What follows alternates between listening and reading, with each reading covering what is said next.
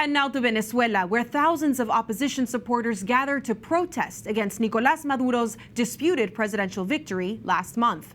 This is the fourth week of demonstrations. Protesters waved copies of election records as proof of the opposition leader's victory amid calls to, quote, remain fearless. The protests also took place in other Latin American countries and the United States. Edmundo Gonzalez, the main opposition candidate, says it's time for an orderly transition. For analysis, we turn to Geoff Ramsey, senior fellow at the Atlantic Council's Latin America Center. Geoff, thank you so much for joining us. What is your take on the protests? Are they growing in size, and are they having any impact?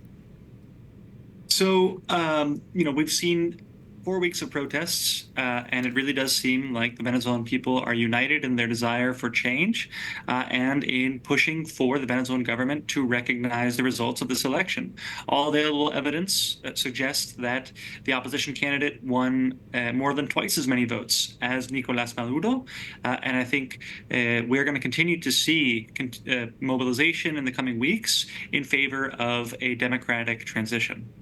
Now, Venezuela's opposition leader is asking for help from the international community. How are foreign governments responding?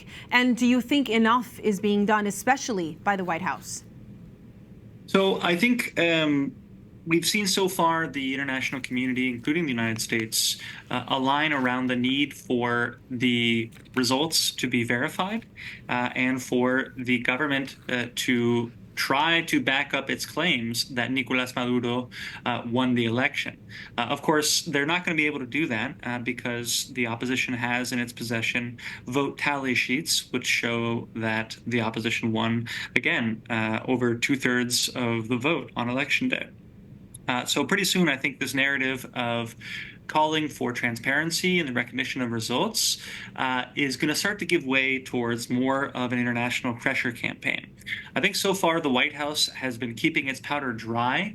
They're trying to work behind the scenes to align incentives inside the Venezuelan regime to support a democratic transition. The reality is that Maduro is facing his biggest loyalty test from within his own armed forces, within his own ruling party, that he's faced in years. And the U.S. is trying to work with these incentives to maximize the opportunity for a transition. Well, how do you see this playing out, especially with some Latin American countries recognizing Maduro's regime?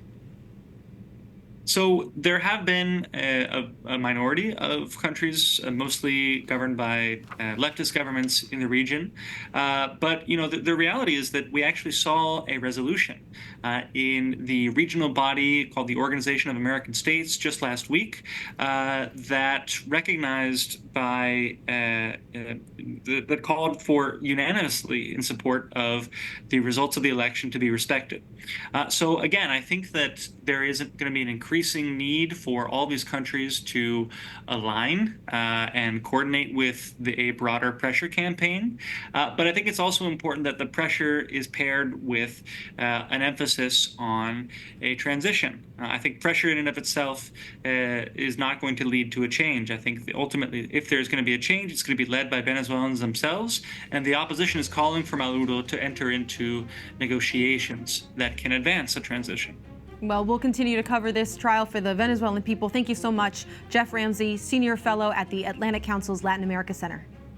Thank you.